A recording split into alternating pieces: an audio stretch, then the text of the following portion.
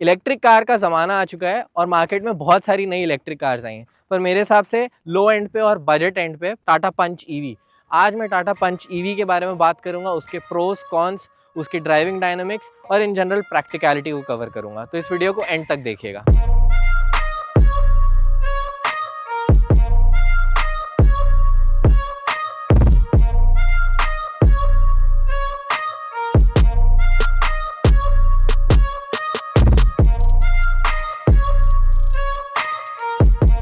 शुरुआत हम इसके लुक से करते हैं। बेसिक अगर फ्रंट प्रोफाइल देखें तो काफ़ी क्लीन है ऐसे देखा जाए, और अब टाटा के एसयूवी डीएनए को शेयर करती है और इलेक्ट्रिक कार होने के कारण ये नई डिज़ाइन लैंग्वेज भी है। यहाँ पे कनेक्टेड डीआरएल है, ये भी डीआरएल का पार्ट है, लेकिन जब आप इंडिकेटर ऑन करते हैं तो ये स्वाइप स्टाइल में चलती है। यहाँ पे एलईडी हेडलैम्प्स हैं और ये एलईडी फॉग लैम्प्स हैं। सारी लाइट्स इसकी फ्रंट में एलईडी हैं। उसके अलावा यहाँ पे सेंट्रल चार्जिंग पोर्ट है, एसी और डीसी दोनों चार्जिंग सपोर्ट करती है, उसके बारे में आगे बात करेंगे। और नीचे ग्रिल जो दिया हुआ है वो कहीं थोड़े बहुत ओपनिंग्स हैं वेंटिलेशन के लिए, क्योंकि ये इलेक्ट्रिक कार है तो बहुत कूलिंग की इसे ज़रूरत नहीं है। इवन दो ये हुड जो है वो खुलता है, पर उसके बाद भी इसमें कोई फ्रंट स्टोरेज नहीं है। अंदर जो है वो सारे इलेक्ट्रिकल कंपोनेंट्स दिए गए हैं, पर सर्विस रिलेटेड चीज़ों के लिए जैसे वाइपर, वॉशर, फ्लूइड डालना हो, इन सब चीज़ों के लिए आप इसे एक्सेस कर सकते हैं। अगर हम यहाँ पे वाइपर्स देखें तो वाइपर्स इसमें स्टैंडर्ड वाइपर्स आते हैं, कोई डुअल ब्लेड वाइपर नहीं है। और अनडाउटेडली ये एक टाटा की कार है, और आप थोड़ा बहुत कंफ्यूज हो सकते हैं इसे नेक्सॉन, कर्व, सफारी सारी गाड़ियों से कंफ्यूज हो सकते हैं। बस यही है कि थोड़ी नैरो है, इसलिए आइडेंटिफाइबल है। जो कार एंथुजियास्ट नहीं है वो इस गाड़ी को कंफ्यूज कर सकते हैं नेक्सॉन से तो एटलीस्ट। अब अपन साइड प्रोफाइल की बात करते हैं। साइड से ये नॉर्मल पंच पेट्रोल जैसी ही दिखती है, बहुत डिफरेंस नहीं है। साइड प्रोफाइल पूरी वैसी है, एक्सेप्ट यहाँ पे एक ईवी बैजिंग है और अलॉय व्हील डिज़ाइन अलग है। ये जो है वो एडवेंचर लॉन्ग रेंज वेरिएंट है, इसलिए इसमें ऐसे स्टील व्हील्स आते हैं 16 इंच। जो स्टैंडर्ड रेंज मॉडल है उसके लो ट्रिम्स में जो है वो 15 इंच के व्हील्स आते हैं, और जो टॉप एंड वेरिएंट्स है उसमें डायमंड कट आते हैं। उसके अलावा गाड़ी में देखने के लिए बहुत कुछ नहीं है। यहाँ पे पैसिव एंट्री की बटन है, स्मार्ट की है, और रियर डोर जो है उसका हैंडल यहाँ पे दिया हुआ है। ख़ास बात यह है कि इसके सारे डोर्स जो हैं वो पूरे 90 डिग्री खुलते हैं, तो ओपनिंग जो है वो काफ़ी बड़ी है, तो अंदर बैठने और उतरने में कोई ख़ास प्रॉब्लम नहीं होनी चाहिए। अब रियर लुक्स की बात करते हैं। रियर से ये पूरी की पूरी पंच पेट्रोल जैसी ही दिखती है, कुछ खास डिफरेंस नहीं है। टेल लाइट्स भी इसकी एग्जैक्टली वैसी है, बस एक पंच डॉट ईवी का जो है वो बैजिंग दी हुई है। बूट स्पेस अगर हम इसकी खोल के देखें तो बूट स्पेस कुछ 366 लीटर्स की है, मेरे हिसाब से काफ़ी डिसेंट साइज़ है। स्पेस में कोई प्रॉब्लम नहीं होगी, एक सिटी कार के हिसाब से काफ़ी अच्छी है। पंच ईवी की स्पेशल बात है वो ये है कि ये टाटा की तरफ से सबसे पहली प्योर इलेक्ट्रिक प्लेटफॉर्म पे बेस्ड कार है। टाटा उसे acti.ev कहता है, और इवन तो दिखने में ये नॉर्मल पंच कंबशन इंजन जैसी दिखती है, पर रियलिटी में पूरा एक नया प्लेटफॉर्म ही है। अब अगर हम इंटीरियर्स की बात करें तो इंटीरियर का लेआउट एक मॉडर्न कार के हिसाब से तो काफ़ी सिंपल और क्लीन है। बाकी टाटा की कार्स को रिजेंबल करता है, क्योंकि ये टॉप ट्रिम नहीं है, ये एडवेंचर लॉन्ग रेंज है, ये एम्पावर्ड नहीं है। तो छोटी वाली टच स्क्रीन आती है, पुरानी प्री फेसलिफ्ट नेक्सॉन की टच स्क्रीन आपको याद होगी तो वो वाली टच स्क्रीन है। इस टच स्क्रीन में एंड्रॉयड ऑटो, एप्पल कारप्ले है और बेसिक फंक्शनैलिटी पूरी है। ब्रांडिंग इसमें हामन की गई है, और 6 स्पीकर का ऑडियो सेटअप आता है। स्पीकर की क्वालिटी अच्छी है। और अगर उसके बाद हम स्टीयरिंग व्हील देखें तो एक 2 स्पोक स्टीयरिंग व्हील है, पियानो ब्लैक फिनिश में है, जैसे गाड़ी के बाकी कंट्रोल्स में भी, एसी कंट्रोल और ये सेंट्रल कंट्रोल पैनल में भी। पर ये पियानो ब्लैक फिनिश होने के कारण फिंगरप्रिंट्स बहुत ज़्यादा लेता है और स्क्रैची भी बहुत जल्दी हो जाता है। ये कार करीब 10,000 किलोमीटर चल गई है, एंड अगर हम देखें तो ऑलरेडी इसमें बहुत सारे स्क्रैचेस हैं। और प्लास्टिक क्वालिटी की भी अगर मैं बात करूं तो बहुत हार्ड या बहुत ड्यूरेबल प्लास्टिक फील नहीं होता। ऐसे टच करने पे ठीक है, बट काफ़ी जल्दी स्टीयरिंग व्हील का प्लास्टिक स्क्रैच हो गया है। और यहाँ पे सेंट्रल कंट्रोल पैनल में भी आप देखेंगे तो plastic quality does not feel very good to be honest, but considering कि ये एक छोटी क्रॉसओवर है और प्राइस रेंज इलेक्ट्रिक कार्स के हिसाब से कम है, तो ठीक है, काम चल जाएगा। अब हम इसके फीचर सेट की अगर बात करें तो टॉप ट्रिम में जो है वो सारे बेल्स एंड विसल्स आते हैं, जैसे 360 डिग्री कैमरा हो गया, इसके अलावा वेंटिलेटेड सीट्स हो गई। जो इस कार में भी है वो है ये डिजिटल ड्राइव सिलेक्टर, जिसमें एक छोटी सी डिस्प्ले है, जो पर्सनली मुझे तो पसंद नहीं है, specially that paired along with two many sounds that the car makes. ये मेरे लिए थोड़ा ज़्यादा अनोइंग और डिस्टर्बिंग हो जाता है। और जब आप इस डायल को यूज़ करते हैं तो डायल की फील तो अच्छी है, लेकिन थोड़ा सा लैग ऐसा दिखता है कि पी से आर जाने में गाड़ी को थोड़ा टाइम लगा है। बाकी इसके अलावा इसमें एक इलेक्ट्रॉनिक पार्किंग ब्रेक है, ऑटो होल्ड है, फिर क्लाइमेट कंट्रोल ऑटोमेटिक है, जिसमें फिजिकल कंट्रोल सिर्फ 2 ही हैं, फ़ैन स्पीड और टेम्परेचर के लिए, बाकी सब टच कंट्रोल्स ही हैं। और क्लाइमेट कंट्रोल का जो डिस्प्ले है वो इस टच स्क्रीन पे ही आता है। बाकी बटन्स जो हैं वो इसमें चार्ज पोर्ट खोलने के लिए, हिल होल्ड, कार को लॉक अनलॉक करने के लिए, बूट खोलने के लिए, सारे कंट्रोल्स यहाँ पे दिए हुए हैं। तो हैंडी है काफ़ी। बेसिक कंट्रोल्स जो है वो फिजिकल है, तो आपको चलाते हुए कभी भी आंखें जो है वो रोड से हटानी नहीं पड़ेंगी। अब अगर रियर स्पेस की बात करें तो एक छोटी सी सब कॉम्पैक्ट क्रॉसओवर के हिसाब से इस कार में स्पेस काफ़ी अच्छी है, क्योंकि ये थोड़ी टॉल बॉय डिज़ाइन में है तो हेडरूम भी अच्छी है। मेरी हाइट 5 फीट 9 इंच है और मेरे तो हेडरूम काफ़ी ज़्यादा है।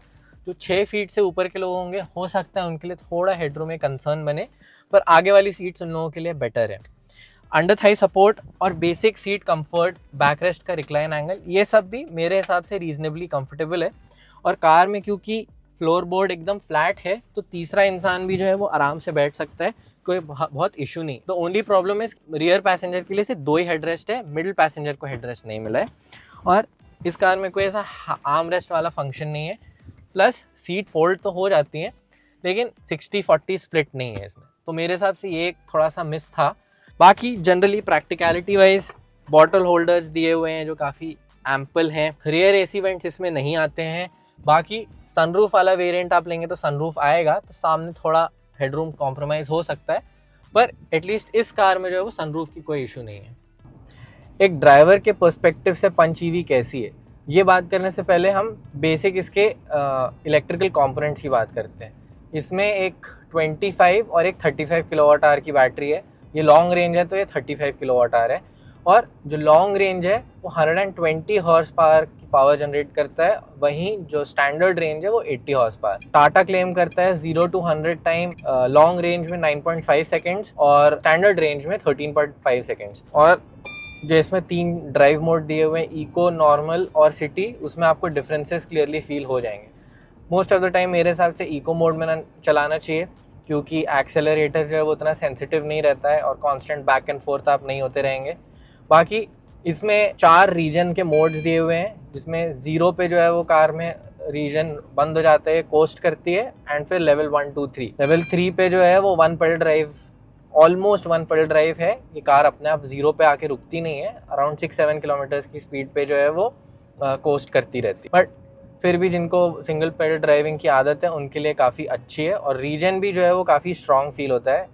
फॉर द मोस्ट पार्ट आपको मैकेनिकल ब्रेक्स या ब्रेक पेडल को यूज़ करने की ज़रूरत नहीं पड़ेगी। अब अगर रेंज की बात करते हैं तो ये कार करंटली 73% चार्ज पे है और ये 185 किलोमीटर्स की रेंज दिखा रहा है। जो क्लेम्ड रेंज है वो करीब 360 किलोमीटर्स की है लॉन्ग रेंज में, और स्टैंडर्ड रेंज में 260 किलोमीटर।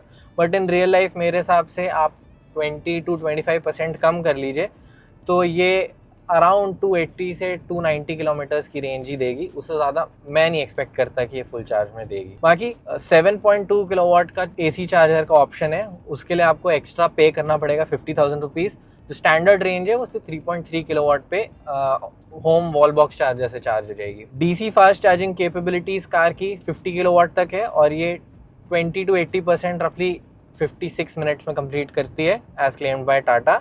मैंने वेरीफाई नहीं किया, लेकिन फॉर इट्स प्राइस रेंज जो ये 10 lakh rupees to 15 lakh rupees के प्राइस रेंज में है, मेरे हिसाब से जो है स्ट्रॉन्ग पैकेज है power train wise. Just because ये 120 हॉर्स पावर है और बाकी सेल्टॉस वगैरह जैसी कार्स 150 हॉर्स पावर भी ऑफर करती हैं, तो ये हाईवे पे पीछे रह जाएगी, ऐसा कुछ नहीं। ये सिटी में सेनली चलती है और हाईवे के हिसाब से जो है वो ट्रिपल डिजिट स्पीड्स जो है वो ईजिली मेंटेन कर लेगी। पर मेरे हिसाब से इस कार का जो हाईलाइट है वो इसका सस्पेंशन है, क्योंकि सस्पेंशन जो है वो काफ़ी कंप्लायंट है, डैम्पिंग बहुत अच्छी है, और इवन दो बम्प्स आते हैं उनको ये पहले तो बहुत सॉफ्टली अब्जॉर्ब कर लेती है, और उसके बाद जो है वो बाउंसीनेस नहीं है इस कार में, काफ़ी फ्लैट चलती है, और सिटी और हाईवे दोनों ही कंडीशंस में काफ़ी अप्रोप्रिएट है। मुझे ऐसा कभी नहीं लगा कि ये सिटी के हिसाब से बहुत स्टिफ है या हाईवे के हिसाब से बहुत सॉफ्ट है, नहीं, काफ़ी वेल बैलेंस सस्पेंशन है। इसका स्टीयरिंग व्हील भी बहुत अच्छा है, स्टीयरिंग रिस्पॉन्स बहुत अच्छा है, फील और फीडबैक दोनों बहुत ज़्यादा अच्छी है।